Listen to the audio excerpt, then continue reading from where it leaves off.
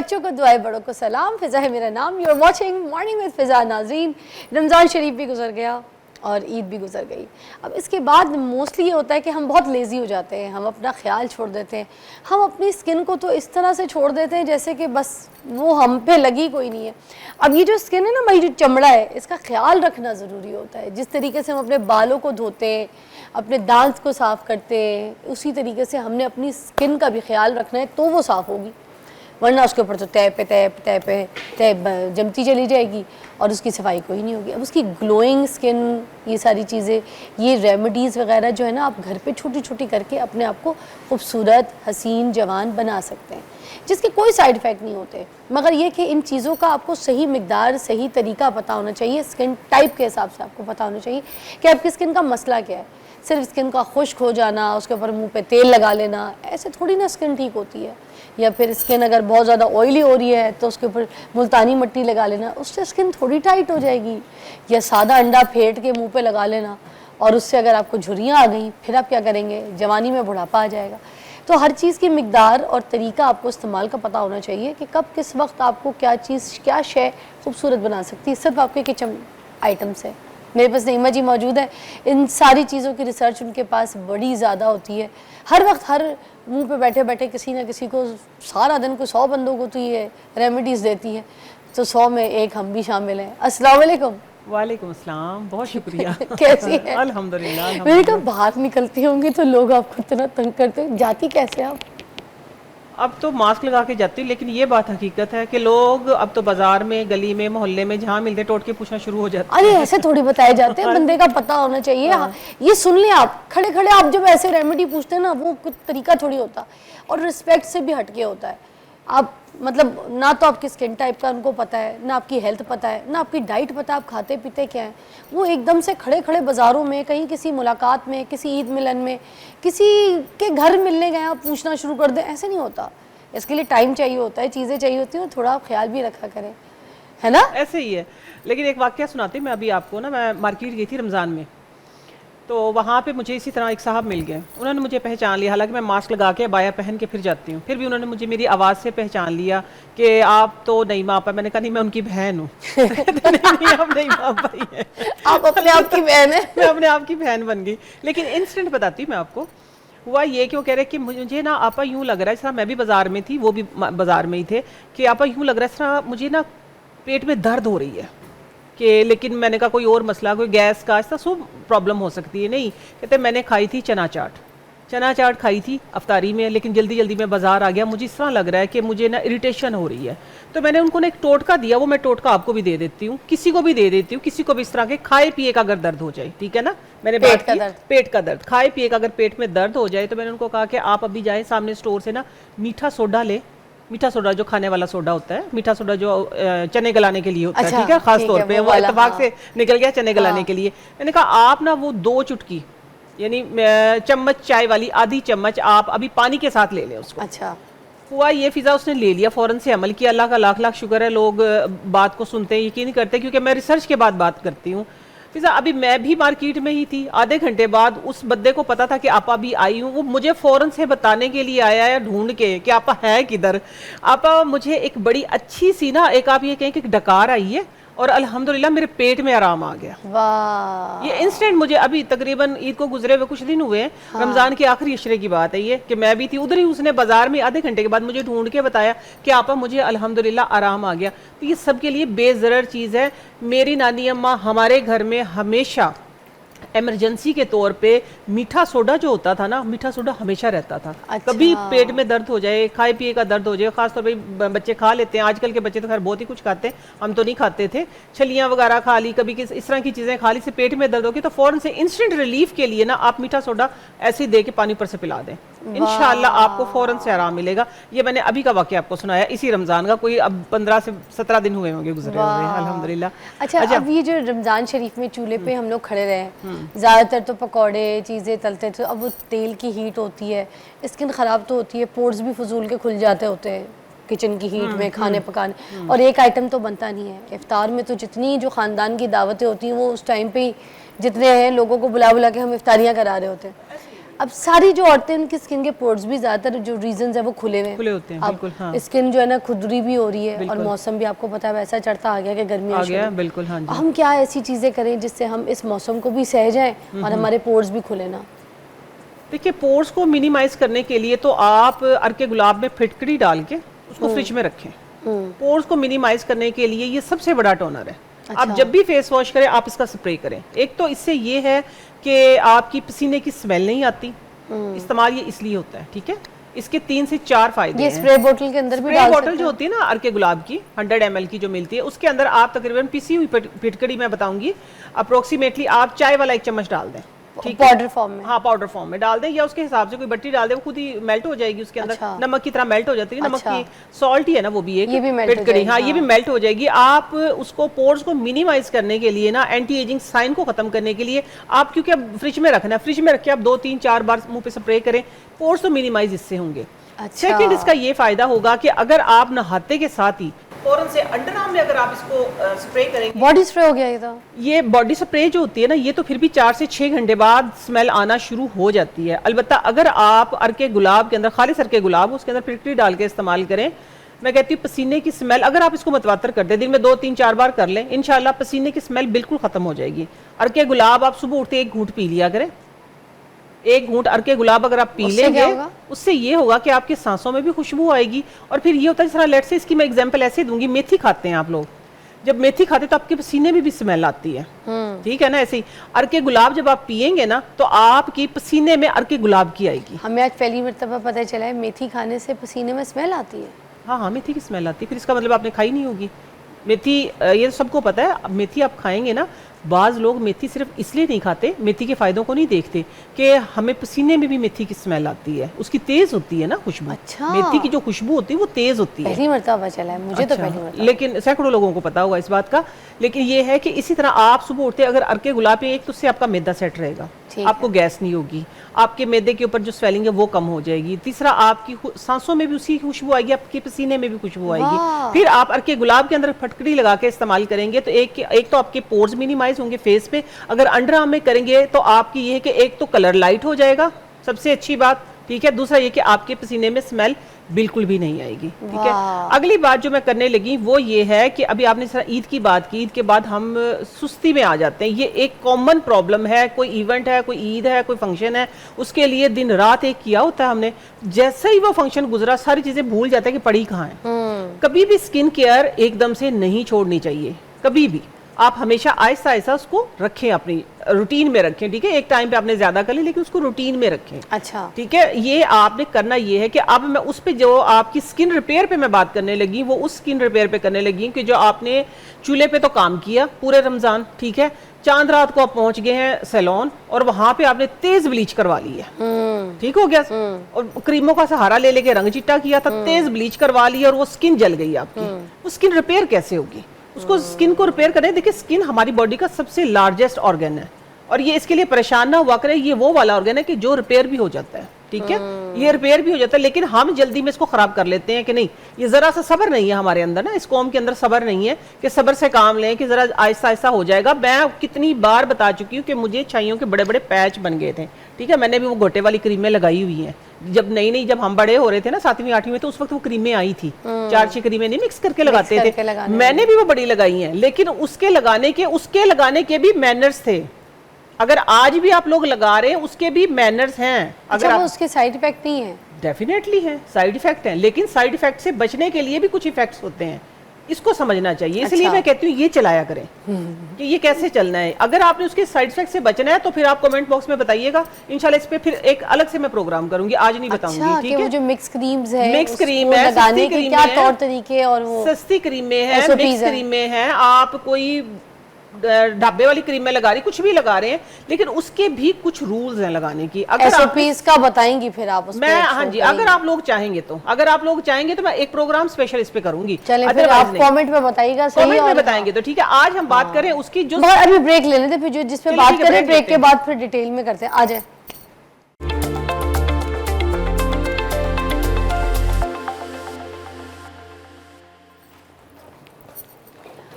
Welcome back, you watching morning with Fiza. और अभी नईमा जी हमें बताने लगी है स्किन के लिए कोई ज़बरदस्त रेमेडी। क्या बता रही है? आज हम पहले तो ना स्किन के लिए ये देखिए, पहले सबसे पहले तो मैं आप लोगों को स्प्रे बनाना सिखा दूं गर्मियों से बचने के लिए। ये है पिसी हुई फिटकड़ी मेरे पास। मैंने तवे के ऊपर ना, ये वाला कैमरा, तवे के ऊपर ना मैंने फिटकड़ी को खिल कर लिया है। आप लोग भी यही किया करें, वरना क्या होता है कि हर किसी को ना फिटकड़ी सूट नहीं करती। जिनकी सेंसिटिव स्किन है उनको इरिटेशन हो सकती है। अच्छा। तो ये सेफ होती है। आपने क्या करना है, फिटकड़ी को तवे के ऊपर गर्म कर लेना। गर्म करने के बाद देखिए ये इस तरह का पाउडर बन जाएगा। फिर वो इतना बड़ा सा एक वो बन जाएगा पहाड़ सा। बस आपने उसको क्या करना है, पीस लेना है। अच्छा, ठीक हो गया। क्या हुआ? वो आपके पहाड़ के हिसाब से मैं हंस रही थी कि फिटकड़ी पहाड़ बन जाती है। हाँ, इसमें फिटकड़ी, कोई शक नहीं हाँ, है। इसमें कोई शक नहीं। ये देखिए, ये डाल दिया इसके अंदर। ठीक है, फटाफट काम किया करें। ये लें, ये देखिए, ये सेफ है बिल्कुल आपके लगाने के लिए। अब आपने क्या करना है, इसको जब भी आप नहाएं इसमें फ्रिज में रखें। फ्रिज में तो रखने के बाद आप इसको फेस के ऊपर किया, अगर अभी किया तो मेरा मेकअप ही उतर जाएगा। अदरवाइज ये है कि आप इसको अंडर आर्म में 2 से 3 बार करेंगे, इंशाल्लाह पसीने की स्मेल बिल्कुल खत्म हो जाएगी। अगली चीज हम करने लगे, ये देखिए, ये है एलोवेरा जेल। ठीक है, ये हल हो गया इसके अंदर? हाँ, हल हो पाउडर गया। वाला हल हो जाता है? हाँ, फौरन से। ये जब हमने लगाना है बार बार शेक करना पड़ेगा? शेक, हाँ, इसको हल्का सा कर लेना। हल्का सा, लेकिन वैसे ये मेल्ट हो गया बिल्कुल। ये शेक हो गया, कर लेंगे तो अच्छी बात है। ओके। अच्छा, ये देखिए, ये है एलोवेरा जेल। ठीक है फिजा, एलोवेरा जेल, और साथ में इतना ही हमने इसके अंदर डालना है दूध। रॉ मिल्क है, ये पक्का हुआ ठंडा दूध है। ठीक हो गया ना? ये हमने इसके अंदर डाल दिया है दूध। ठीक है, दूध के साथ ये वो वाली आपकी स्किन रिपेयर होगी कि जिसको आप कहेंगे ना कि आपने मसाज कर करके क्रीम में लगा लगा के फिर तेज ब्लीच लगा के छील लिया है दूध को, ठीक है, इसको फेस को। तो ये वो वाली आपके लिए मैं एक सीरम बनाने लगी हूँ। इसके अंदर जस्ट 1 पिंच आपने डालनी है हल्दी। ये है अम्बा हल्दी। अच्छा, कस्तूरी अम्बा जिसको बोलते हल्दी। हैं, ठीक है ना? अच्छा, ठीक ये हल्दी डाल दी है आपने। हल्दी डालने के बाद फिजा इसके अंदर 2 से 3 ड्रॉप सिर्फ आपने आलमंड ऑयल के डालने हैं। बस ये बना के आप फ्रिज में रखें। ये खोल दें कंटेनर। ठीक है, ये बना के आप इसको फ्रिज में रखें। इस तरीके से हम इसको मेल्ट करेंगे। अच्छा, ये मिल्क आपका क्लिंजर बन गया, लेकिन ये वो वाला क्लिंजर नहीं जिसको आपने क्लींस करना है, आपने उतारना है फेस के ऊपर से। उतारना नहीं है, बस इसको स्किन के ऊपर आप 2, 3, 4 बार लगाएं फ्रिज में रखने के बाद। अच्छा। ठंडा होने के बाद आप इसको ना अच्छे तरीके से, ये इतना आसान है, सिर्फ आपने किचन से अपने घर से ही चीजें ढूंढा करें। अल्लाह ताला ने हमारे लिए बेशबा नेमतें दी हैं इस्तेमाल करने के लिए। इन्हीं के साथ अल्हम्दुलिल्लाह मैंने अपनी स्किन रिपेयर की है। मैं आप लोगों को बार बार बताती, पुरानी तस्वीर मिली तो मुझे शर्म आती दिखाते, इतनी छाइयां थी मुझे। हैं? हाँ। छाइयां खत्म? छाइयां खत्म, अल्लाह का शुक्र है, मैंने कर ली है छाइयां खत्म। इन्हीं चीजों से की है, इन्हीं चीजों से की है। अब तो आप लोगों के सामने है। छाइयां वैसे वाकई महंगी क्रीम से नहीं जाती, नहीं रेमेडी जाती, से चली रेमेडी से ये चली बात जाती आपको है। वाकई बताने वाली ये बात देखिए, है। ये इसके अंदर हम डालेंगे अच्छे तरीके से। ये देखिए, ये आपका एक मिल्क बन गया है। ठीक है, ये थोड़ा सा एलोवेरा जेल जो है, अगर आप इसको ब्लेंडर पे कर लेंगे ना तो ये आप बहुत अच्छी सी हो जाएगी। ये देखिए, इस तरीके से लाइट येलो सा है। अभी इसको मैं आप लोगों को और डाल के दिखाती हूँ। ये इतना आसान है फिजा, आपने अपने हाथों पे भी लगाना है, अपने फेस पे भी लगाना है। इसमें गया क्या है, सिर्फ दूध और एलोवेरा। सिर्फ दूध और एलोवेरा, और एक छोटी सी चुटकी मैंने डाली है इसके अंदर हल्दी की। आप इसका टेक्सचर चेक करना भी। ये देखिए, अपना हाथ करके देख लें बेशक, देखें इतना अच्छा सा। ये देखिए, ये स्किन के अंदर कंप्लीट पेनिट्रेट हो जाएगा। ठीक है ना? आपकी स्किन देखिए, इसका जो ऑयल है ना, मैंने 2 ड्रॉप्स जस्ट इसके अंदर आलमंड ऑयल डाला है, वो भी आपको इरिटेट नहीं करेगा, वो सारा स्किन के अंदर चला जाएगा। बशर्त ये कि आपने दिन में 8 से 10 बार लगाना है। आपने इसको तकरीबन 2 दिन के अंदर खत्म कर दें, लगाते रहें। ये थोड़े से इसके अंदर लम्स रह गए, आपने क्या करना, ब्लेंडर में डालना है एलोवेरा जेल भी, और साथ में दूध भी, और थोड़ी सी हल्दी डाल के इसको सही ब्लेंड कर लें। ब्लेंड करने के बाद कुछ को क्यूब्स बना के रख लें आप अपने स्किन के ऊपर ना, क्यूब्स के जो आइस क्यूब होते हैं वो, उसका आप मसाज करें। और कुछ ये है कि इतना सारा, ये तकरीबन 30 ml है, 30 ml आपने 2 दिन के अंदर अंदर खत्म कर देना है। ड्राई स्किन को भी बेहतर करेगा, तो आपने आलमंड ऑयल डाल दिया। हाँ, आलमंड ऑयल डाल दिया। एक्चुअली ये वो है जो स्किन को रिपेयर करेगा। ठीक है, ये स्किन को रिपेयर करता है। अगली चीज की तरफ आते हैं। ये देखिए, ये आपका एलोवेरा प्लस मिल्क क्लींजर बन गया है, और इतना बेहतरीन है। देखिए, गोल्डन क्लींजर बन गया आपका। हल्की से मैंने इसके अंदर हल्दी डाली है। ठीक हो गया। अच्छा, अगली चीज जो आई है अब है, ये ऑल टाइप स्किन है। ठीक है, ये वो स्किन है जो आपने रिपेयर करनी है। ठीक है, आपकी छाइयां आप कह रही है कि इससे बहुत जल्दी खत्म हो जाएगी। देखिए छाइयां फिजा ये है कि मैं कुछ थोड़ा सा आपको हिंट दे देती हूँ कि स्टीरॉइड्स होते हैं जो हम लगाते हैं। स्टीरॉइड्स कुछ ऐसे होते हैं जो आपने लगा के सनलाइट में नहीं जाना, जो आपने हीट के सामने नहीं जाना। वो लोग जो स्टीरॉइड इस्तेमाल करते हैं वो क्या करते हैं कि जिस तरह के हमारा बचपन था, हमें नहीं पता था कि हमें सनलाइट में नहीं जाना, हम समझते थे शायद ये ज्यादा लगा के रखेंगे तो ज्यादा गोरे हो जाएंगे। अच्छा। ये कॉन्सेप्ट था हमारा। उन क्रीमों को लगाने का भी कोई टाइम होता है, ठीक है, वो इंशाल्लाह फिर जरूर हम आपको बताएंगे। बहरहाल अगर छाइयां होगी, छाइयां होती किसी ड्राइनेस हो जाती है, हम अपनी स्किन को बिल्कुल खत्म कर लेते, लेयर खत्म कर लेते, अपर लेयर खत्म कर लेते, खुश्की से होती है, ठीक है, ड्राइनेस से होती है। ड्राइनेस से एंटी एजिंग जो साइन होते हैं वो आते हैं, फिर आपकी स्किन की जो लेयर खत्म हो जाती है, फिर वहां से छाइयां, रेडनेस आती, रेडनेस के बाद फिर आपका वो जो ब्लैक वाला पैच है वो अपीयर होता है। अच्छा। ठीक है, हाँ जी, ये स्किन को रिपेयर करेगा। उसको जो कि आपने ब्लीच लगा के लाल कर लिया, लाल से फिर काली होगी, तो लाल के ऊपर ये लगाना शुरू कर दें। झाइयों के लिए कुछ खाने से भी फर्क होता है? वो तो बहुत कुछ है, वो तो बहुत कुछ है। अगर इसके मैं बता देती हूँ आपने क्या करना है। उन्नाब के 7 दाने लेने हैं, ठीक है, उन्नाब, ठीक है, और उन्नाब को खोल के चेक कीजिएगा। आजकल बहुत ज्यादा मेरे देखने में है उन्नाब के अंदर भी कीड़ा होता है, ठीक है, हाँ हाँ, वो ये है, इसलिए मैं बता रही हूँ ना आप लोगों को कि नए पुराने सारे उन्नाब इकट्ठे किए होते हैं और मिक्स करके बेच रहे होते हैं। कभी भी यकीन नहीं करना पंसार भाइयों पे, हमेशा अपनी आंखों के सामने देख के लें चीज। अच्छा। आपने 7 उन्नाब के दाने लेने हैं, आधा चम्मच आपने सौंफ लेनी है, और मुंडी बूटी 5 दाने, मुंडी बूटी 5 दाने, उन्नाब 7 दाने, और आपने आधा चम्मच सौंफ लेके रात को 1 गिलास पानी में सोख करके रखते हैं। सुबह उसको मिक्स करके आपने वो पानी स्ट्रेन करके पानी पी लेना है, और सारा दिन ये गोल्डन क्लींजर लगाना है। इंशाल्लाह 1 महीने के अंदर अंदर अगर आपको छाइयां हैं तो खत्म हो जाएंगी 50%, 100% नहीं, लंबा जितना अरसा उसको आने में लगा, तो ये ना सोचें कि झटाझट ये फटाफट चली जाएंगी, नहीं। अच्छा, ऐसा नहीं मैंने होगा। देखा है कि जो झाइयां है ना, अगर एक बार ख्याल छोड़ दो तो फिर वापस भी आ जाती है। वापस इनका ख्याल बहुत इनका ख्याल रखना पड़ता है, इनका ख्याल रखना पड़ता है, बिल्कुल। तो ये छोटी छोटी आपको केयर करनी पड़ती है। और एक मुफ्त का इलाज बताऊं, आपने 1 गिलास पानी लेना, उसके अंदर 1 चम्मच आपने दूध डालना है, और दिन में 4, 5, 6 दफा ये पिए। ये अंदर से पता होता है क्या, लीवर को डिटॉक्स करता है ये पानी, ठीक है, आपकी किडनी को डिटॉक्स करता है, आपकी पूरी बॉडी को डिटॉक्स करता है, आपकी बॉडी के अंदर जितनी भी आपके टॉक्सिन्स हैं उनको खारिज कर देता है, कि जिसकी वजह से आपका ब्लड प्यूरिफाई होता है, और आपकी जो छाइयां हैं या मुलाजमा है या और भी कोई डार्क वाइट पिगमेंट आती है, हाँ जी हाँ जी, बिल्कुल लाइट हो जाता है कलर। तो ये छोटी छोटी एहतियात है। बहरहाल आप उन्नाब वाला नुस्खा और ये गोल्डन क्लींजर करें 1 महीना लगातार, इंशाल्लाह बहुक्म अल्लाह आप लोगों के आहिस्ता आहिस्ता ये मसला हल होगा। लेकिन ये बिल्कुल दावा कोई भी करे, दावा, मैं इस दावे को सही समझती नहीं कि रातों रात नहीं, रातों रात कुछ नहीं होता। रातों रात ये होता है कि अगर आपका मुंह मैला हुआ है ना,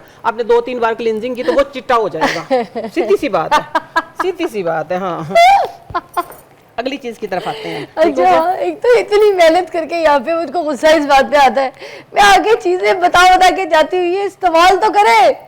देखने से नहीं होगा, ये फिर मैं सही कह रही हूँ, आपने सही बात याद करवा दी है। देखने से नहीं होगा, सुनने से नहीं होगा, करने से होगा। मैंने किया है, मैंने बहुत किया है, मैंने करने से सीखा है। अगर आप लोग नहीं करेंगे ना, मैं सारे नुस्खे रुकवा दूंगी। मैं सिर्फ यहाँ पे पूछने के लिए बुलाऊंगी उनको कि बताओ भाई कितने दिन की है। ये इनकी तारीफ है कि ऑडियंस अच्छा फीडबैक देती करते हैं, और लेकिन ये भी आपने करना है। चले मिलते हैं एक ब्रेक के बाद, अगला नुस्खा दिखाती हूँ मैं।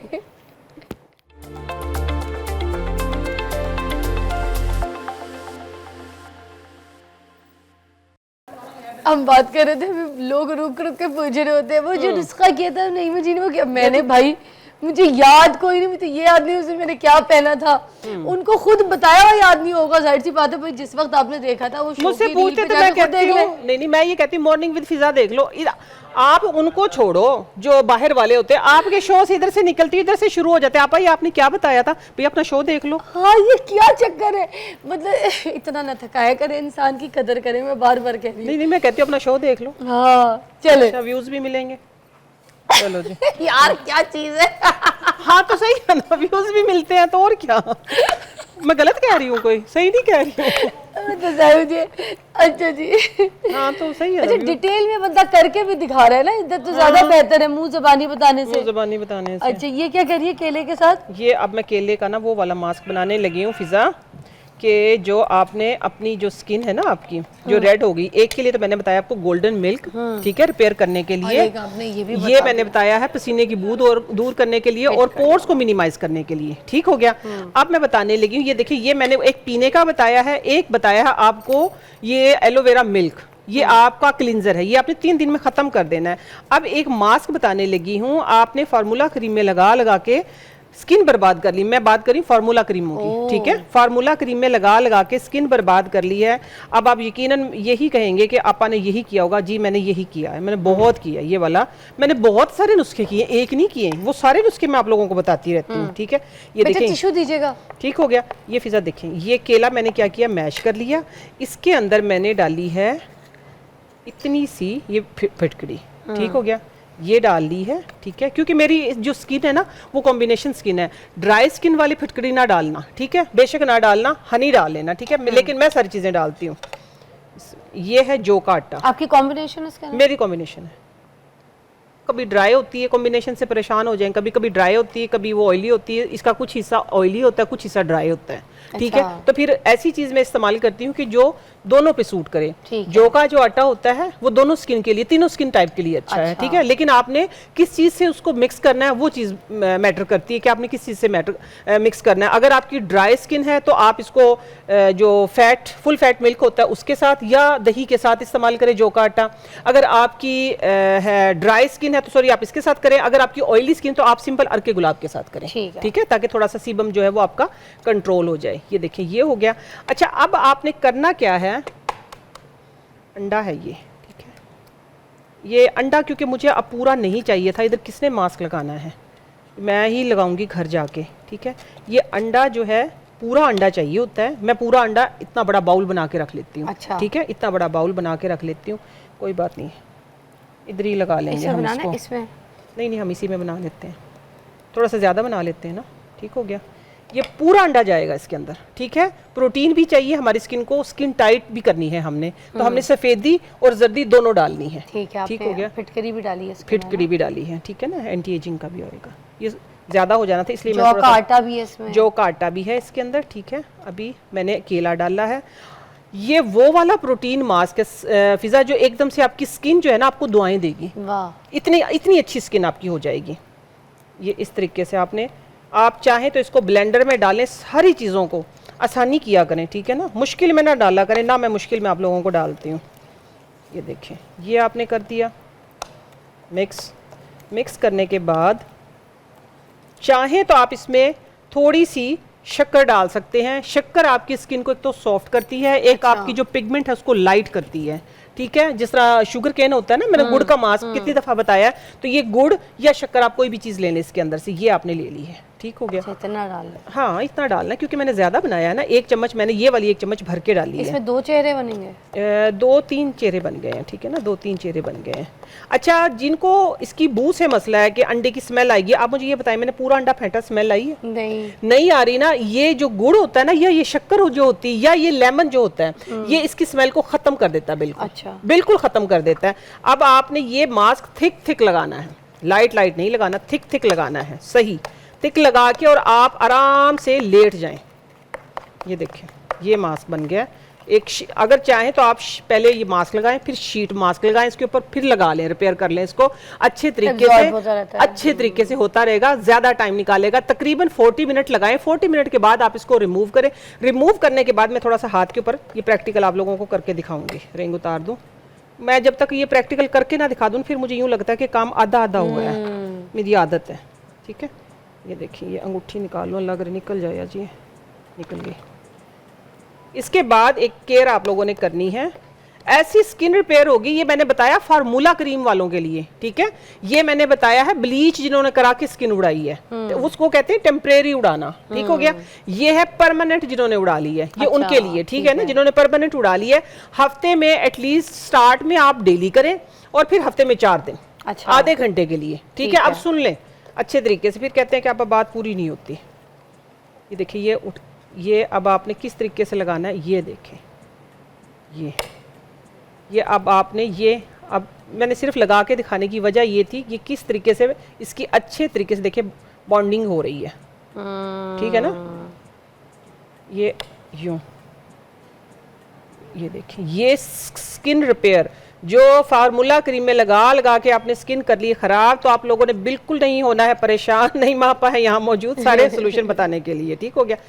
ये अब आपने लगा के इसके ऊपर एक शीट मास्क लगा लें, फिर इसके ऊपर ये लगा के तकरीबन मिनिमम आधा घंटा, मैक्सिमम 40 से 45 मिनट आपने लगा के रखना। अच्छा। सीधा लेट जाएं, सीधा लेटने के बाद भाई ये जो चीजें ये काम तो करे ना अपना, हाँ, ठीक है, जौ कोई भी फेस है, वॉश तो नहीं है ना। चीजें, हाँ, इसके अंदर हाँ। अंडा भी है, जौ भी है, इसके अंदर हमने वो शक्कर भी डाली है, केला भी डाला है, आपकी स्किन को रिपेयर करेगा। केला वैसे भी आपकी पिगमेंट को लाइट करता है, सारी चीजें आपकी पिगमेंट को लाइट करेंगी।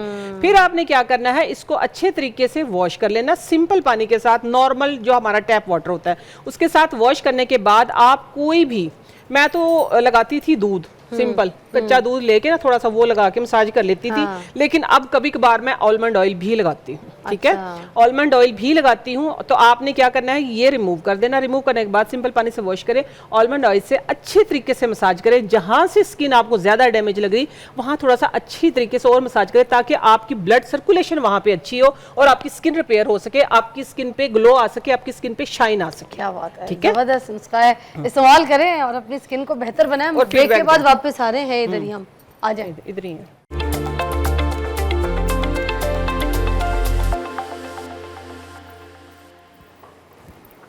Welcome back, you watching morning with Fiza. नाज़रीन, कितने अच्छे अच्छे नुस्खे आपको बताए जा रहे हैं यहाँ पर, कितनी चीज़ें आपके लिए तैयार की जाती हैं। अच्छा, ये जो आपके पास कोई जैसे पूछता है आपसे अपनी कोई स्किन प्रॉब्लम के हिसाब से, तब आप उन चीज़ों के ऊपर ज़्यादा रिसर्च करती हैं, तब आप कोई नई चीज़ बनाती हैं। वो कहते हैं ना, जो कोई चीज़ ईजाद भी करना, तो आपने काफ़ी चीज़ों को नई तरीके से अपनी बनाई भी हैं, तो उस पर कितना टाइम लगता है आपको, नए नुस्खे, नई चीज़ें तैयार नए नुस्खे, नई चीज़ें जो मैंने बनाई ना फिजा, जिस तरह अब आपके मुंह से कोई लफ्ज़ निकल गया कि मुझे फ़लाँ प्रॉब्लम है या मैं फ़लाँ चीज़ मैंने यूज़ की थी, मुझे ये इसका फ़ायदा हुआ है, आप कह के भूल गई हैं, मेरी डायरी में मौजूद है वो, मैं उसके ऊपर फिर रिसर्च करती हूँ।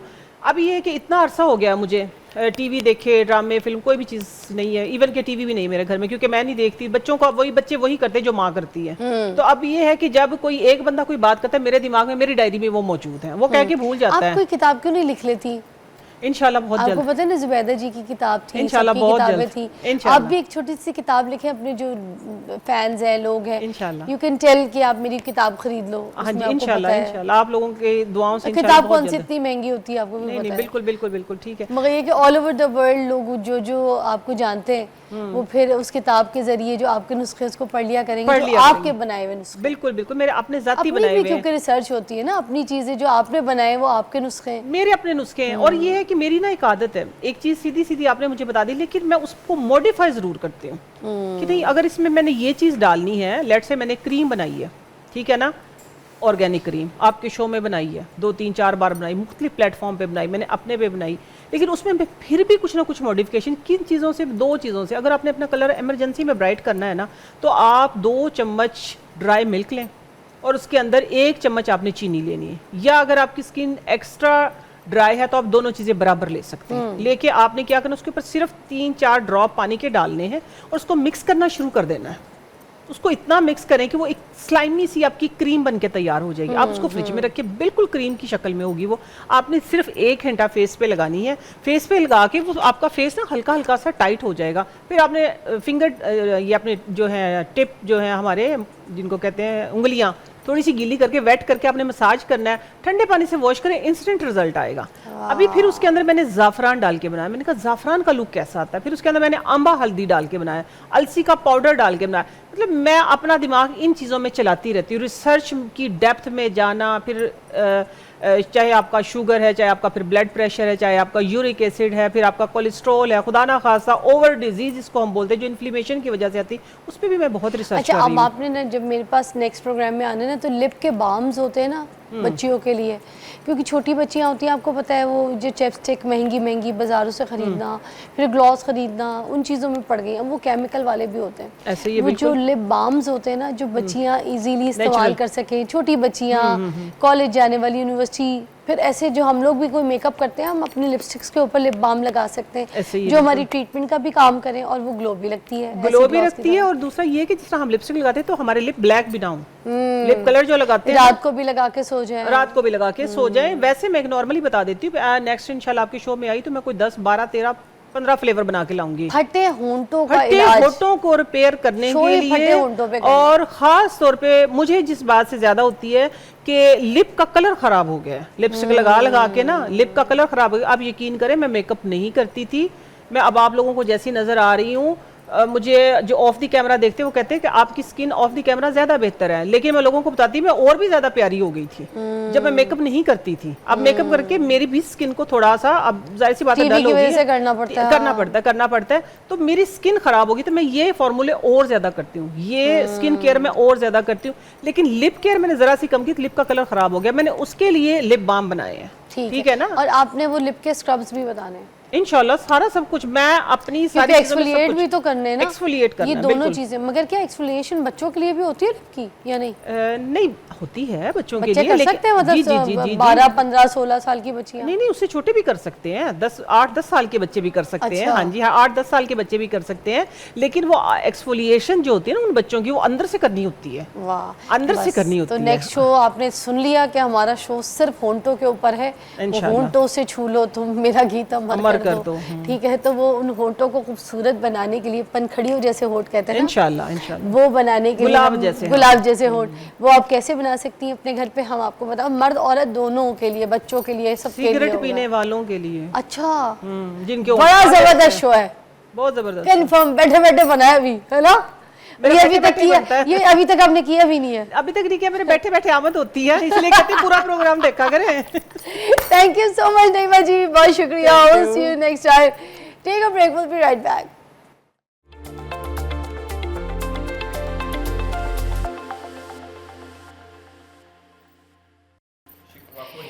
मुझसे बहुत नाराज़ है मेरे एक बड़े ज़बरदस्त मेहमान, और मुझे नाराज़गी है ना मेरी इनके साथ चलती रहती है। भाई बहन का रिश्ता भी है हमारा, क्योंकि मेरे मेहमान जो होते हैं वो मेरे, मैं आपको बताऊं, बिल्कुल फैमिली की तरह होते हैं हम लोग।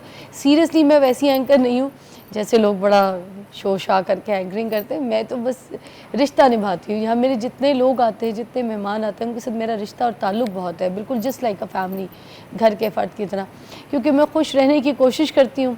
और बात हो जब खुशी की, तो फिर मोस्टली नाज़रीन ऐसे लोग होते हैं जो किसी भी हाल में खुश नहीं रहते। जितना मर्ज़ी उनको मिल जाए तब भी यही कहेंगे खुश नहीं है, अजीब सी तबीयत है, खुशी नहीं है। देखा होगा आपने लटके हुए मुँह, कोई शुक्र नहीं, सब्र भी नहीं। अब जो मौजूद है उसको एंजॉय नहीं कर रहे हम, आगे जो चाहते हैं या जो भी चीज़ सोची हुई है उसके पीछे पागल हो गए, ये मिल जाए, ये हासिल हो जाए। अब जो कुछ मिला हुआ है उससे हासिल जो चीज़ें हैं उससे खुशियाँ क्यों नहीं हासिल कर रहे?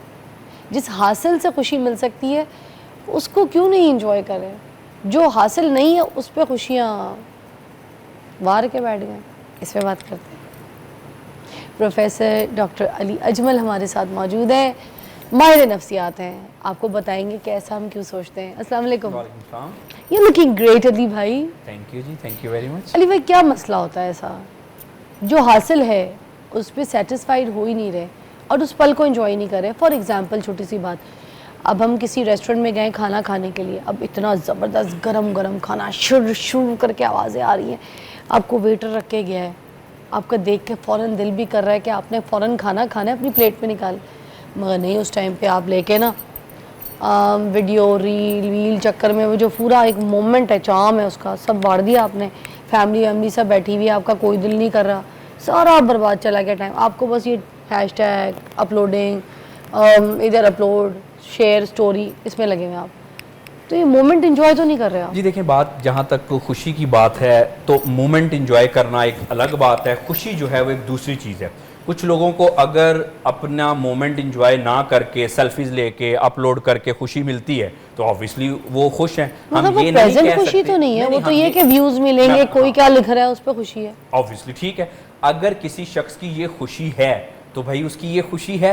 हम ये तो नहीं कह सकते ना कि जिस चीज़ में मैं खुश हूँ या जिसको मैं या ज़्यादातर लोग खुशी समझते हैं, किसी ख़ास शख्स को भी उसमें ही खुशी होनी चाहिए। अगर कोई शख्स प्रेजेंट मोमेंट एंजॉय करके खुश रहता है, वेल एंड गुड, अच्छी बात है। मैं तो खुद लोगों को कहता हूँ कि प्रेजेंट मोमेंट में रहना चाहिए, उसमें खुशी इंजॉय करनी चाहिए। लेकिन अगर किसी की खुशी इसमें है कि ना सिर्फ के प्रेजेंट मोमेंट बल्कि फ़लाँ चीज़ में मेरी खुशी है, तो ये चीज़ समझिए कि खुशी एक इंटरनल फीलिंग्स होती है, सबकी खुशी एक जैसी नहीं होती। कोई शख्स किसी हाल में खुश होता है, कोई दूसरा शख्स किसी दूसरे हाल में खुश होता है। अब खुशी जो है ये कैफियत का नाम होता है कि जिसमें एक हद तक सेटिस्फेक्शन होती है, वेलबींग होती है, इंसान अच्छा महसूस कर रहा होता है। अब ये जो चीज़ें हैं कि हाल में रहना है, रेस्टोरेंट में एंजॉय करना है या सेल्फी लेनी है, ये चीज़ें होती हैं सतही। असल चीज़ ये है कि खुशी जो है ना, ये एक ऐसी चीज़ है जिसका सारी दुनिया में हर इंसान जो है वो खुशी का मुतलाशी है। हम जो कुछ भी करते हैं, कोई इंसान कुछ भी करता है,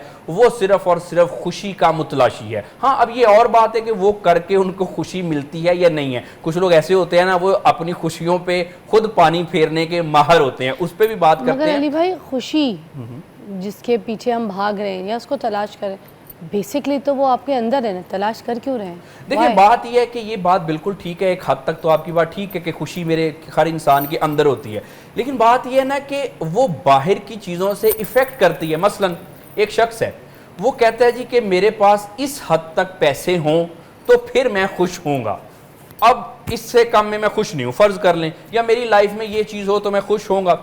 अब अगर हम उसको ये समझाना शुरू कर दें और नहीं नहीं कुछ नहीं, ये पैसे वैसे कुछ नहीं होते, खुशी आपके अंदर होती है, वो एक बगैर वजह की फलसफियाना गुफ्तगू कि खुश रहो जी, फिर ऐसे होता है वैसे होता है, तो देखिए ये चीज़ें रियल लाइफ में वर्क नहीं करती। ये बातें कहने और सुनने को तो बहुत अच्छी होती हैं, कोई मिसाल के तौर पे वो गोशा नशीन किस्म के फ़लसफ़ी जो हैं, जो कि ज़िंदगी में कोई अच्छा उनका कोई माशरे में कंट्रीब्यूशन नहीं है, वो अक्सर कहते हैं कि खुशी अंदर होती है, इसको अंदर से तलाश करो। और भाई कैसे अंदर से लोग तलाश करें? लेट्स बी रियलिस्टिक ना, अगर आपके पास एक मुनासिब लाइफस्टाइल होगा ही नहीं, अगर आपको लेट्स से खाने के वांदे पड़े हुए हैं, तो आप कैसे खुश रह सकते हैं? हाँ, ये ज़रूर सुजेस्ट किया जा सकता है कि फ़िलहाल जो है इसमें खुश रहने की कोशिश करो, और जो आपकी दूसरी अल्टीमेटली आप चाहते हो उस खुशी की तलाश करो। क्योंकि देखें, एक खास हद तक जब लाइफ में स्ट्रगल नहीं ना होगी, तब खुशी भी नहीं होगी।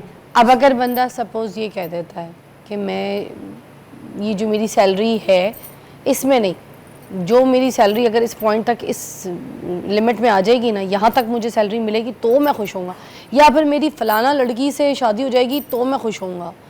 अब वो वक्त आने तक वो जो सैलरी उसकी वहाँ तक बढ़ते बढ़ते बढ़ते उस वक्त पता नहीं कितने साल लग जाए उसको उस सैलरी में। अब वो 60 साल की उम्र में उसकी अगर इतनी इनकम आएगी, वो 60 साल क्या, इसका मतलब इसी उम्मीद में गुजार देगा इतनी होगी तो मैं खुश हो जाऊंगा, फिर 60 साल की उम्र तक वो खुश कोई ना हो। बाय द वे, जो बंद शख्स चाहता है तरक्की करना कि मेरी सैलरी इतनी हो जाए या फलां लड़की से शादी हो जाए, जो भी चाहते हैं सुनने वाले, वो बहुत अच्छे लोग हैं। सबसे पहले तो ये बात है। अब इसमें मैं आपको बताता हूँ कि असल में होता क्या है।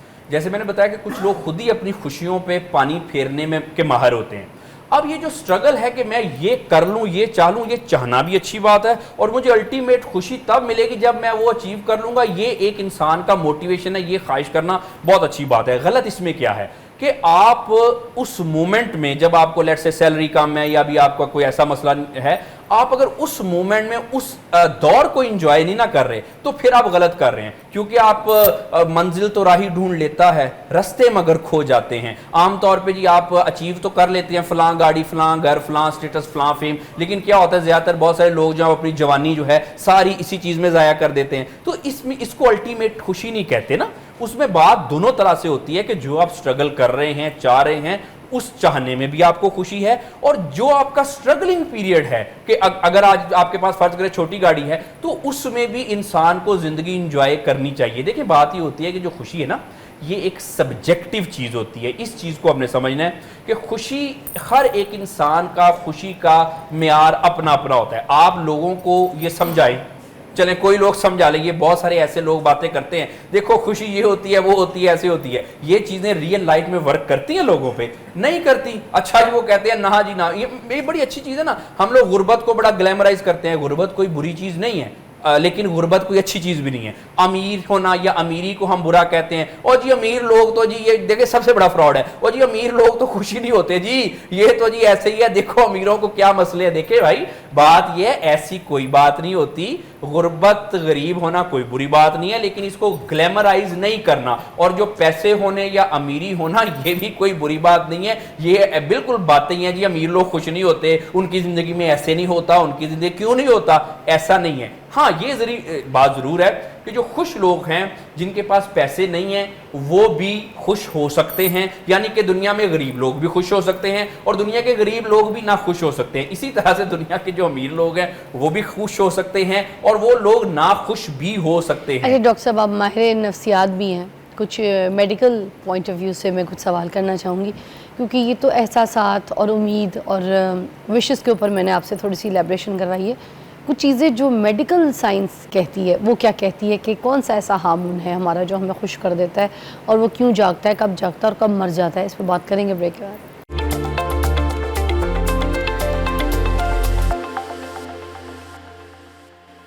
Welcome back. हमारे पास डॉक्टर अली अजमल मौजूद है और हम बात कर रहे हैं खुशी के ऊपर। अच्छा, मेडिकल साइंस के हिसाब से ये कौन सा हार्मोन है, डोपामिन हार्मोन जिसे आप लोग कहते हैं, ये कब उजागर होता है, कब जाग जाता है, कब मर जाता है, ठीक है? डोपामिन और सेरोटोनिन, ठीक है, ये कौन कौन से हैं हार्मोन्स जो आपके अंदर जागते हैं? ये सेल्स कौन से काम करते हैं, कब एक्टिव होते हैं? जी देखिए, इंसान के जिस्म के अंदर मुख्तलिफ़ किस्म के हार्मोन होते हैं और वो कुदरतन ही उसके अंदर जो हैं जिस्म के अंदर रिलीज़ होते हैं।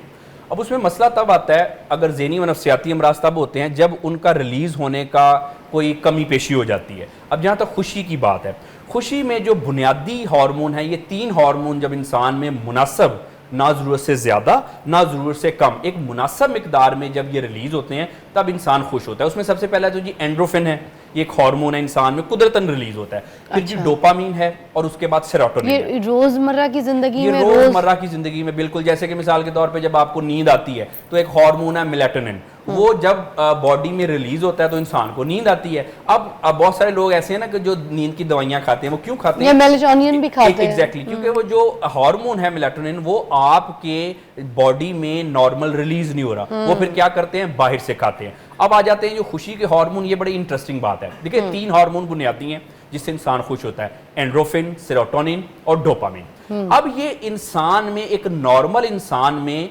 रिलीज होते ही हैं, यानी कि अल्लाह ताला ने एक इंसान के अंदर एक ऐसी सलाहियत पैदा कर दी है कि इंसान बुनियादी तौर पे एक लेवल तक खुश रहता है। अब इसमें देखें, लेकिन बहुत सारे लोगों ने अपना डोपामिन, एंड्रोफिन और सेरोटोनिन खराब किया होता है, बिगाड़ा होता है। वो कैसे? मसलन आजकल कुछ लोग ऐसे हैं कि वो, उनको सोशल मीडिया पे रील्स का नशा है जिससे हमें डोपामिन स्पाइक मिलता है। मिसाल के तौर पे कोई चीज़ देखी, छोटी सी चीज़ हुई, वो जी ओ वेरी गुड, बड़ा 10-15 सेकंड में कंक्लूड भी होगी। अब क्या हुआ, ब्रेन में डोपामिन रिलीज हुए। या कुछ लोग होते हैं उनको व्यूज़ का नशा होता है या सराहे जाने का एंड ऑल दैट। वो क्या होता है, वो डोपामिन स्पाइक थोड़ी देर के लिए मिला, थोड़ी देर के लिए खुश हुए। अब क्या हुआ, जब वो डोपामिन रिलीज नहीं हुआ, क्योंकि अब आपको आम जुबान में कहूं थोड़ी थोड़ी देर में किक तो नहीं ना मिल सकती, अब इंसान क्या करता है, उसी चीज का मुतलाशी रहता है। बहुत सारे जो सोशल मीडिया यूजर वगैरह आमतौर पे करते हैं, वो क्या हुआ, थोड़ी थोड़ी देर बाद खुशी और एक सतही खुशी, उससे क्या हुआ, डोपामिन जरूरत से ज्यादा रिलीज होने की दिमाग को आदत पड़ गई। अब जब नहीं हुआ तो अब वो उल्टी हरकतें करके भी अपना डोपामिन, एंड्रोफिन और सेरोटोनिन को रिलीज करने की कोशिश करते हैं, जिसमें बहुत सारे लोग नशा करते हैं, बहुत सारे लोग झगड़ा करते हैं, बहुत सारे लोग ऐसी उल्टी उल्टी हरकतें करते हैं।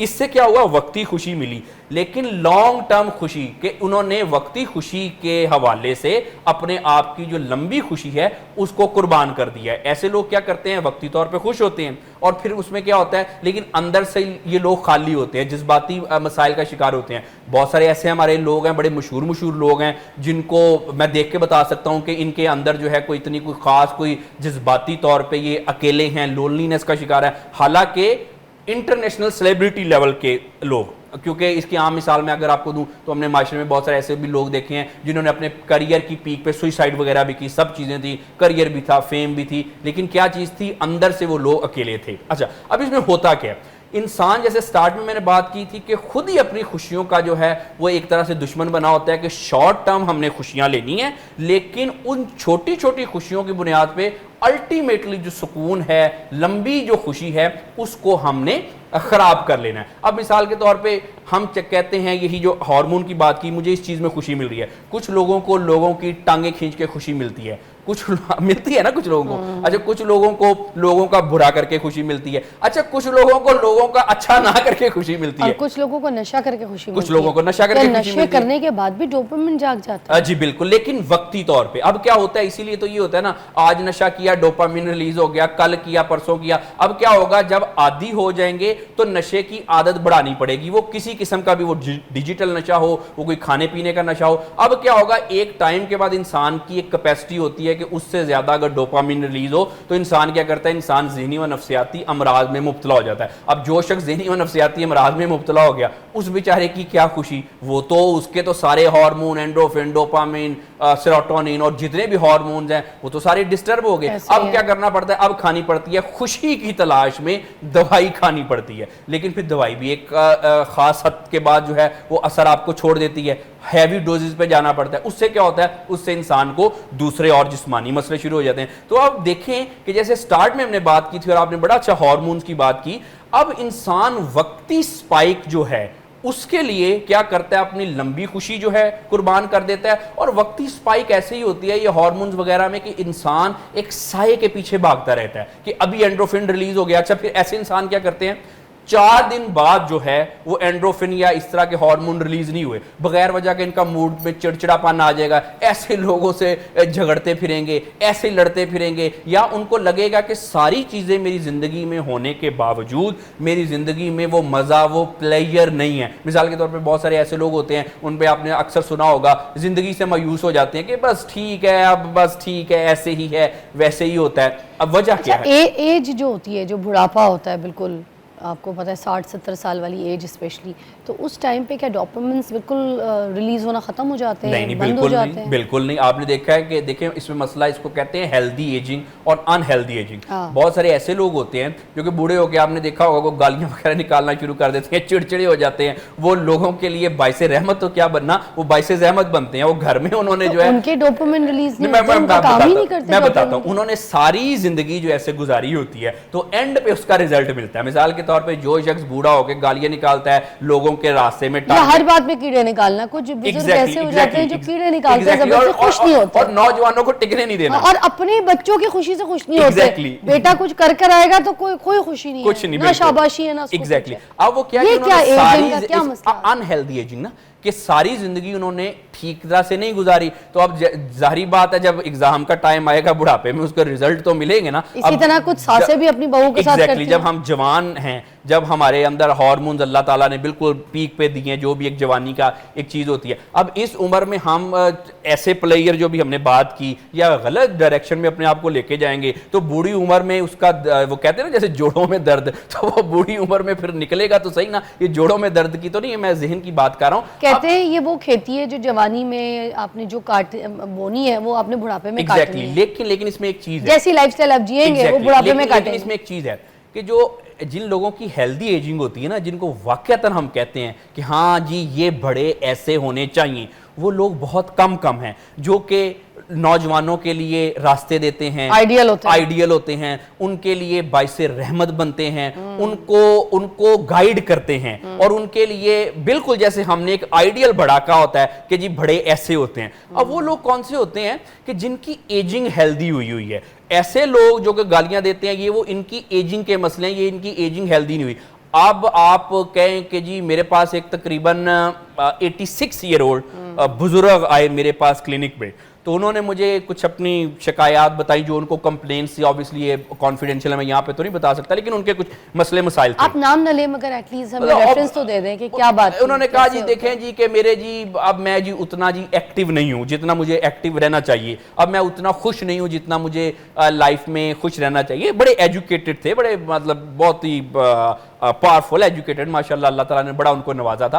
अब तो मैंने कहा जी आप तो खुद पढ़े लिखे इस चीज़ को तो समझते हैं कि जैसे जैसे हम एजिंग की तरफ जाते हैं तो अब वो चीज़ तो नहीं रहती। अब मैं किसकी बात कर रहा हूँ, 86 ईयर 86 साल के बाबा जी की। वो कहते हैं जी कि जी मैं बिल्कुल डॉक्टर साहब आपकी बात से एग्री करता हूँ, अब मैं 16 साल की तरह छलांगे तो नहीं मार सकता, लेकिन मैं उस तरह से तो, लेकिन देखें मैं इस एज में इतना भी नहीं हूं कि मैं जी जाके चारपाई पे पड़ जाऊं। तो मैं आपके पास इसलिए आया हूं कि गलती कहां पे हो रही है, मैं इस एज में एक्टिव रह सकता हूं। मैंने कहा जी बिल्कुल आप रह सकते हैं। कहते मैं खुश रह सकता हूं। मैंने कहा जी आपको खुश रहने से कौन रोक सकता है। तो देखिए वो जो बात ये ना कि मिथ बनी हुई है, एजिंग क्या कहती है, ठीक है 86 साल का 16 साल की तरह नहीं बन सकता, लेकिन वो एक्टिव रह सकते हैं, वो खुश रह सकते हैं, वो लोगों के लिए बाइसे रहमत बन सकते हैं। डॉक्टर साहब मुझे एक और चीज लगती है, हमारी लाइफस्टाइल जो जितनी भी जो हम लोग यहाँ पे रहते हैं जीते हैं, वो ब्रेक के बाद बात करती हूँ, टाइम क्योंकि कम है, बड़ी अच्छी बात है, उसी पे सवाल करूँगी मैं आपसे कि हम जब एज पे जाते हैं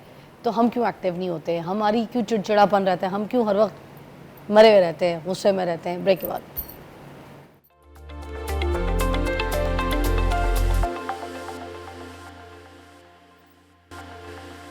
डॉक्टर अली अजमल हमारे साथ मौजूद है, जो कि आपको पता है माहिर नफ्सियात हैं, और हम बात कर रहे हैं खुशी के हिसाब से। मैं एक सवाल ये करना चाह रही थी कि जो हमारे घर के बुज़ुर्ग हैं, हम नहीं देखते कि हमारे घर के बुज़ुर्ग जो हैं वो कोई अपनी लाइफस्टाइल के ऊपर काम करते हैं, हेल्थ के ऊपर काम करते हैं। हमने तो नहीं देखा कोई हमारा बुज़ुर्ग जो है वो जिम भी जाता हो, वो उसको फटीक हो कि नहीं भाई मैंने जिम जाना है, मैंने एक्सरसाइज करनी है, हेल्थ कॉन्शियस हो, अच्छी टाइट मज़े की ग़िज़ा लेता हो, उसके डाइट प्लान्स होते हो, वॉक करता हो, रनिंग करता हो, साइकिलिंग करता हो। मैं मुल्क से बाहर जाती हूँ, वहाँ पे ज़ईफ़ गोरियाँ 60 साल की, 65 साल की बूढ़ी औरतें साइकिलिंग कर रही हैं, रनिंग कर रही हैं, हाइकिंग कर रही हैं, ठीक है, वो भाग रही हैं, दौड़ रही हैं, जिम फ्रीक हैं। और जितना जैसी आप 30 से ऊपर 40 से ऊपर आपने जिम और डबल करना है अपनी लाइफ में, मगर हमारे पास नहीं। क्या इस वजह से हमारे घर के जो बुज़ुर्ग हैं वो बहुत चिड़चिड़े हो जाते हैं और मेंटली बीमारियाँ उनको ज़्यादा जल्दी हो जाती हैं, और उनको हर चीज़ फिर दर्द, गोटे के दर्द और हर तरीके के दर्द, उनको बीमारियाँ उनको निकल आती हैं? जी बिल्कुल। अच्छा, इसमें दो तीन चीज़ें हैं। एक तो ऑब्वियसली इसका फिजिकल एस्पेक्ट जो है, पहले दौर में होता था कि चाहे कोई जवान है, बूढ़ा है, हमारे काम ही ऐसे होते थे कि हमें फिजिकल एक्टिविटी करनी पड़ती थी। अब तो नहीं ऐसी अब तो नहीं है ना। जबकि देहात में अभी भी जो औरतें, बूढ़ी औरतें खेतों पे काम करती हैं, ठीक है, जो अपने घरों में घर मल रही होती हैं, बना रही होती हैं, या ऐसे मेहनत करके रोटियां, चीज़ें, आग चूल्हे जिस तरह वो जलाती हैं, आपको पता है लकड़ी के आजकल बहुत कम है ना। मगर फिर भी देहात में बेहतर है, वो काम उधर फिर भी होता है। उधर की औरतें देखें फिट हैं, उनको इतनी जल्दी बीमारी नहीं, गट्टे गोडों के दर्द भी नहीं होते। जी बिल्कुल, फिजिकल एक्टिविटी के हिसाब से तो ऑब्वियसली है। और वो चिड़चिड़ी भी इतनी नहीं होती हैं, जी बड़ी एक्टिव हंसमुख होती है। आ गई नहीं कुड़ियों, आ नहीं, बड़ी प्यार करती है, बिल्कुल ऐसा ही है। लेकिन ये फिजिकल एक्टिविटी का इंसान की सेहत पे एक डायरेक्ट इफेक्ट तो होता ही है। जैसे आपने बड़ा अच्छा बताया कि फॉरेन कंट्रीज में हम एक्टिव रहते हैं, यहाँ पे बेसिकली मसला ये है कि हमने जो फिजिकल एक्टिविटी, फिटनेस को उतनी इंपॉर्टेंस देते ही नहीं है, लोगों को बताते ही नहीं है। और आमतौर पर ये अक्सर एक गलतुल आम चीज़ है कि जी बहुत सारे लोग ऐसे कहते हैं और जिम जाना हो ये तो कोई बेकार चीज है, ये तो ऐसे, ये माशरे में चीजें चल रही है ना, ये तो विले लोगों का काम है, ये ऐसे कहते हैं। मैं अक्सर उनको समझाता हूं कि देखें ऐसी कोई बात नहीं होती। आपका एक जिस्म की अल्लाह ताला ने एक मशीनरी बनाई है, इसको जितना एक्टिव करेंगे, चलें अगर आपके पास टाइम नहीं है जिम जाने का तो आप साइकिलिंग वगैरह कर लें, और कुछ नहीं कर सकते वॉक कर लें। मैं तो लोगों को यहां तक कहता हूं, अक्सर कुछ जो घरेलू खवातीन आती हैं मेरे पास, वो कहती हैं जी देखें डॉक्टर साहब टाइम ही नहीं मैनेज होता, हमसे किस तरह करें। मैं उनको कहता हूं कुछ नहीं कर सकती ना, अपने बेडरूम में ही वॉक कर लिया करो, सबसे कम ये कर लिया करो। वैसे तो हर शख्स को अपनी फिजिकल फिटनेस का ख्याल रखना चाहिए, कार्डियो करनी चाहिए, भागना दौड़ना चाहिए, जिम जाना चाहिए, लेकिन कुछ लोग कहते हैं जी नहीं कर सकते या हमारे पास टाइम नहीं मैनेज होता। बहरहाल चले हम उनकी बात सही समझ लेते हैं, हालांकि ऐसा नहीं होता। मगर तो देखिए अगर आपकी कमर में दर्द है, आप आवाजारी रहेंगे ना, मुझसे अच्छी तरीके से कैसे बात कर सकते हैं? और कमर के दर्द की वजह से आपका दिमाग भी, ऑब्वियसली जब आप एक्टिव नहीं होंगे, आपको जिस्म में कोई दर्दें निकली हुई हैं, आपका कोई अच्छा हार्मोन कहां से काम करेगा? चिड़चिड़े आवाजारी रहेंगे। तो मैं कह रहा हूं ना, मैं तो लोगों को ये सजेस्ट करता हूं कि अगर आप लोग जिम नहीं जा सकते, चलें आप जी सुस्त है इस वजह से नहीं जा सकते,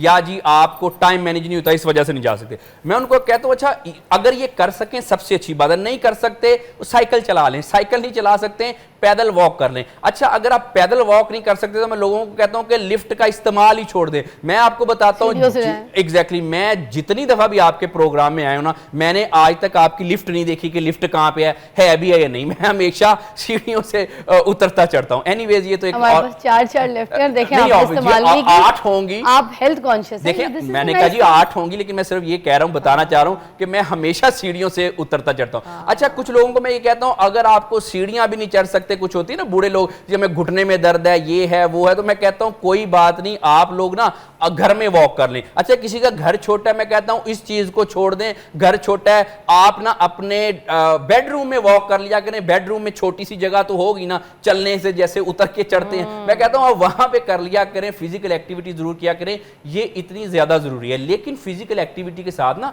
जो हमारा ये जो मेन चीज है कि जो हमने ये बात की थी कि जो लोग हैं ये क्यों इस तरह से बड़ी एज में जाके इस तरह से हो जाते हैं, देखें यहां पे ना लोगों के कुछ दिमागों के अंदर भी मसले हैं। अब आप देखें ना, दिमाग का मसला कितना ज्यादा इंपैक्ट करता है कि आप बड़े एनर्जेटिक हैं, आप बड़ा अच्छा फील कर रहे हैं, यकदम आपको किसी ने कोई ऐसी बात कर दी, आपका मूड खराब हो गया, आपकी भूख भी उड़ गई। बाद का लोगों को टेंशन की वजह से बीमार भी हो जाते हैं, थके थके भी महसूस करना शुरू कर देते हैं। देखिए, दिमाग आपका और जो हार्मोन्स हैं, छोटी सी बात से ये कितने आपके लिए इंपॉर्टेंट है। असल में मसला ये ना कि हमने हेल्दी एजिंग की तरफ अपनी आबादी को, अपनी पॉपुलेशन को जाने ही नहीं दिया। ऐसी ऐसी इस माशरे में गलत चीजें, ये जब मैं कहता हूं ना कि गलत चीजें चल रही हैं, तब मैं कोई मॉरल लेक्चर लोगों को नहीं दे रहा होता, मैं उनकी सेहत के हवाले से बात कर रहा होता हूं कि देखें ये जो मुनाफकत है, एक किसान मिसाल ले लें, ये आपकी इस बीमारियों की जड़ है। बहुत सारे लोग तो ऐसे हैं, बहुत सारे लोग ऐसे हैं जो मुनाफकत करते हैं और अपने आप को उस वजह से बुरा समझते हैं, क्योंकि उनके कहते हैं अच्छा हमने ये भी गुनाह किया, ये भी किया, ये भी किया। मुनाफकत, गिल्ट और जो ऐसे जज्बात हैं, ये तो आपको बीमार कर देते हैं, ये आपको बूढ़ा कर देते हैं। बड़ा अजीब सा सवाल है, मेरे दिमाग में चले जा रहे मैंने कहा आपसे पूछ लूं। बोलें। कुछ मर्द हजरात ऐसे होते हैं कि किसी और की बीवी को देख के ना बड़ा खुश हो रहे होते हैं, बड़े हैप्पी, हार्मोन्स उनके जाग जाते हैं, मगर जब अपनी बीवी को देखते हैं तो उनको अपने हार्मोन सारे के सारे जो है वो मर जाते हैं। उनको देख के उनको पता नहीं कोफ्त होती है, मतलब क्यों इतनी पसंद से अपनी भी बीवी ब्याह के लेकर आते हैं, मगर बाद में फिर दूसरे की बीवी को देख के खुश होते हैं और अपनी बीवी से खुश नहीं होते। Why is that? उनके वो हार्मोन्स जो हैं वो क्या रिलीज नहीं होते हैं? हैप्पी हार्मोन्स, डोपामिन रिलीज नहीं सिखाया गलत हुआ है ना, हमने लोगों ने गलत सिखाया हुआ है। तो ये डोपामिन यहाँ से रिलीज होना है। देखिए, ऑब्वियसली ये यहाँ से होगा ना, ये हमारी मेन पिट्यूटरी ग्लैंड होती है, हमारे जो उसको मास्टर ग्लैंड कहते हैं। वो बाकी जितने भी ग्लैंड हैं, ग्लैंड्स आप आसान जुबान में समझा दूं कि हमारे जिस्म के अंदरूनी अज़ा होते हैं। मेन उसमें पिट्यूटरी ग्लैंड होती है, वो जो दिमाग में होती है, वो सारे ग्लैंड्स को, यानी कि जो हार्मोन रिलीज करते हैं, वो सारा यहाँ से कंट्रोल हो रहा था। अब यहाँ से क्या चीज़ें कंट्रोल करती हैं? आपकी सोच, आपका परसेप्शन, आपके जज्बात क्या हैं, वो पिट्यूटरी ग्लैंड पे बड़ा इफेक्ट करते हैं। वो फिर हार्मोन रिलीज करती है जो कि आपकी सारे ग्लैंड्स को, यानी कि सारे हार्मोन्स की जो जड़ कह लें या मेन मास्टर हार्मोन वो है। अब ऑफिस में काम कर रहे हैं, एक लड़की जो उसकी कुलीग है वो वॉक करके जा रही है, वो एकदम से गिरने लग गई तो आपको लगी तो नहीं? और यही घर में अगर बीवी कहीं ठोकर खा के गिर गई तो उसको कहेंगे अंधी हो, देख के नहीं चलती हो। अब इसकी वजह क्या? अब वजह क्या होता है? ऐसे है ना, लेकिन वजह क्या है? जब तक वजह अब नहीं पता चलेगी तब तक ये लोग ठीक नहीं होंगे। मसलन वजह क्या है कि अगर गर्लफ्रेंड जो है उसको आप बीवी बना सकते हैं, तो बीवी गर्लफ्रेंड क्यों नहीं हो सकती? अक्सर आपने ऐसे लोग देखे नहीं है कि जी गर्लफ्रेंड है, अब उससे शादी कर ली, पहले गर्लफ्रेंड थी फिर बीवी बन गई, या शादी नहीं भी हुई तो आजकल जो बच्चे बच्चियां जेनजी, वो गर्लफ्रेंड बॉयफ्रेंड नहीं होते, वो होते बॉयफ्रेंड गर्लफ्रेंड है, लेकिन अपने आप को मियाँ बीवी कहते हैं। अब मैं अक्सर कहता होता हूं कि भाई जब गर्लफ्रेंड बीवी हो सकती है तो बीवी क्यों नहीं गर्लफ्रेंड हो सकती? फिर और बीवी गर्लफ्रेंड होनी चाहिए ना, यहीं से शुरू करेंगे। अच्छी बात है। पहले मैं ब्रेक से पहले आपसे सिर्फ ये बताऊंगी, आपकी बेगम आपकी गर्लफ्रेंड है? जी बिल्कुल, इसलिए आप खुश हैं। चलिए जी, एक ब्रेक लेते हैं।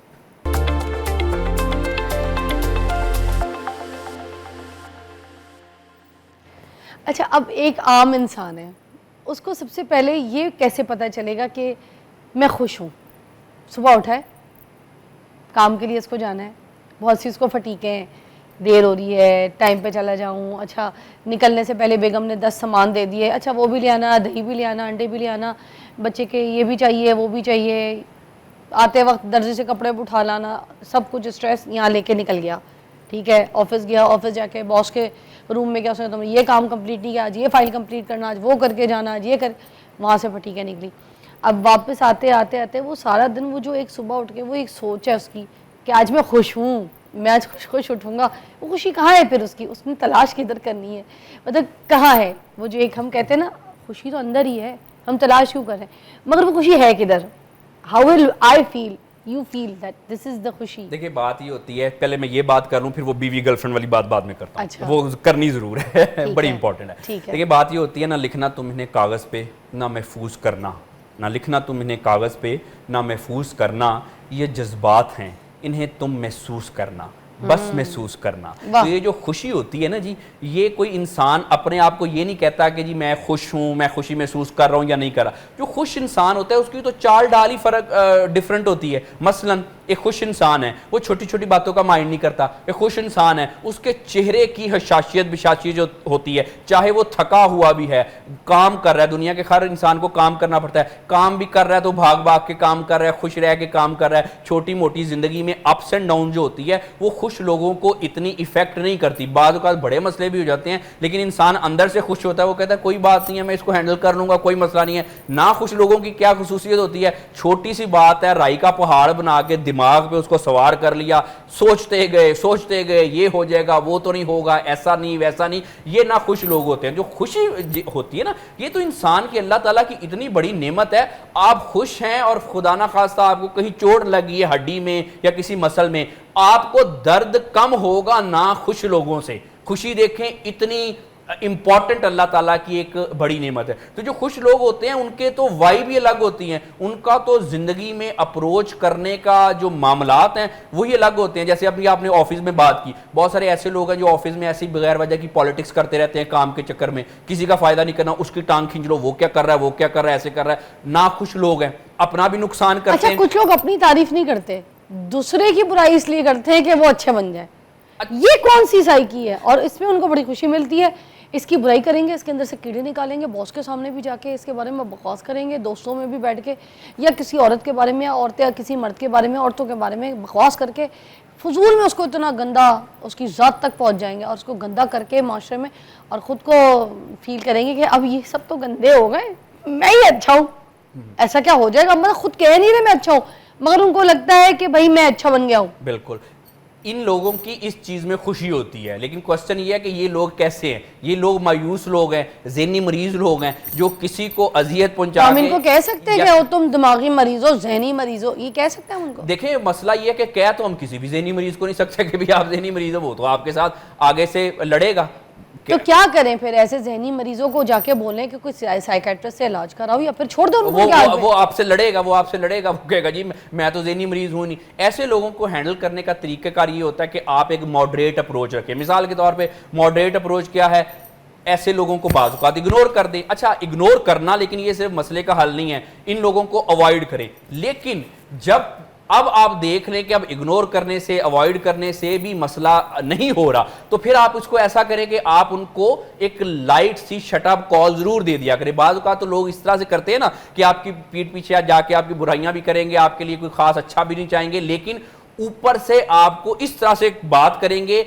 और गलती हम कहां पे करते हैं? हम उनकी बातों में आ जाते हैं कि हाँ ये कह रही है या कह रहा है तो इसने ठीक ही कहा होगा। एटलीस्ट हर इंसान को ये जरूर करना चाहिए कि जो अपने हक के लिए जो आपका जायज़ गिला शिकवा बनता है वो आपको, चाहे प्रोफेशनल रिलेशनशिप हो चाहे फैमिली हो, आपको करना जरूर चाहिए कि देखें जी ये आपने किया था, ये आपने किया है, और इसकी ये जस्टिफिकेशन जो आप दे रहे हैं ये बिल्कुल ठीक नहीं है, ये आपने गलत किया अगर ऐसा किया। अब उसमें होता यह है कि ये झगड़ा नहीं होता, ये बाज़ औक़ात होता यह है कि इंसान को एहसास दिलवाना होता है। अच्छा, वो भी एक बहुत ज़रूरी चीज़ है, उसमें मैं झगड़ा या कोई कॉन्फ्लिक्ट की बात नहीं कर रहा, वो भी बड़ा ज़रूरी होता है। लेकिन बहरहाल हम जिनकी बात कर रहे थे कि टांगे खींचते ये करते हैं, वो तो वैसे ही उनका कह लें कि मुझे डॉक्टर के तौर पे कहना तो नहीं चाहिए, थोड़ा पुर्जा ढीला होता है, ये मैं ज़ाहिर तफन्नुन कह रहा हूँ, मुझे एज अ डॉक्टर ये लैंग्वेज नहीं यूज़ करनी चाहिए। लेकिन मसला ये है कि ऐसे लोगों को हम जो रोकने का कि ये हमारी खुशी पे ना हावी हो जाए, इसका तरीकेकार यही होता है कि अवॉइड करना, इग्नोर करना, लेकिन एक खास हद तक इनको काउंटर भी करना। अब इसी में अगर आप मुझे इजाजत दें बीवी गर्लफ्रेंड की, तो मैं बात थोड़ी सी करता चलूं। देखिए, एक माशरे में ना एक बड़ी गलतुल आम इस्लाह है, बीवी गर्लफ्रेंड क्यों नहीं हो सकती? बीवी सिर्फ काम करने के लिए होती है, वो सिर्फ सारे दिन आप बाहर हंसते खेलते हैं, बॉस से खीखी करेंगे, कुलीग से खीखी करेंगे, जैसे आपने मिसालें दी कि जी दूसरों की और कुलीग से बड़ा अच्छी तरह करेंगे, तो घर आते ही आपको क्या मसला पड़ जाता है जी? वो आपने कोई इसलिए रखी हुई है, बाहर जाते हैं आप बड़े अच्छे कपड़े पहन के जाते हैं, परफ्यूम लगा के जाते हैं, बाहर बड़े एटिकेट से आप लोग बात करते हैं, घर में क्यों? सारी डांट झिड़कियां, आवाजारियां, सारी मुसीबतें बताने के लिए सिर्फ आपने वो रखी हुई है। ये माशरे में शुरू से ये गलत रस्म चल रही है।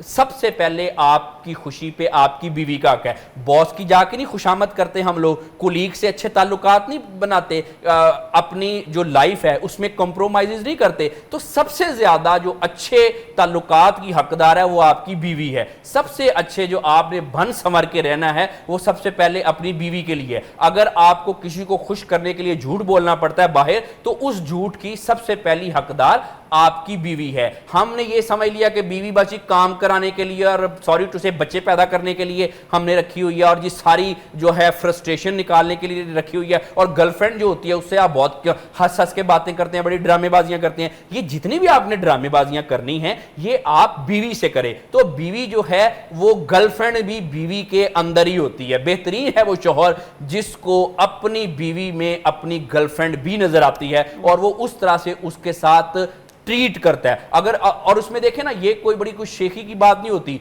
मैं आपको बताना चाहता हूं एज अ माहिर नफ्सियात डॉक्टर के तौर पे, वो शख्स जो है वो दुनिया का नाकाम तरीन इंसान है जिसने पैसा कमा लिया, जिसने शोहरत कमा ली, जिसने जी बड़ा पावरफुल हो गया, लेकिन उसका घर ठीक नहीं है। उर्फे आम में कि उससे उसकी बीवी ठीक तरह से नहीं संभाली जाती। उस सेंस में नहीं मैं बात कर रहा संभाली जाना जिससे उसकी बीवी खुश नहीं है। भाई आप कहां के मर्द हैं, आपने क्या जिंदगी में अचीव किया? ऐसे किसी शख्स ने कुछ अचीव नहीं जिंदगी में किया जिससे उसकी बीवी ठीक नहीं है, उसने अपने घर को ही नहीं ठीक रखा हुआ। तो ये बात इसको समझें कि बीवी जो है इसी में गर्लफ्रेंड ढूंढें, ये परफ्यूम लगा के बीवी के पास जाया करें, ये बीवी को खुश रखा करें, बीवी को गिफ्ट दिया करें, बीवी से अपने दुख सुख फोला करें।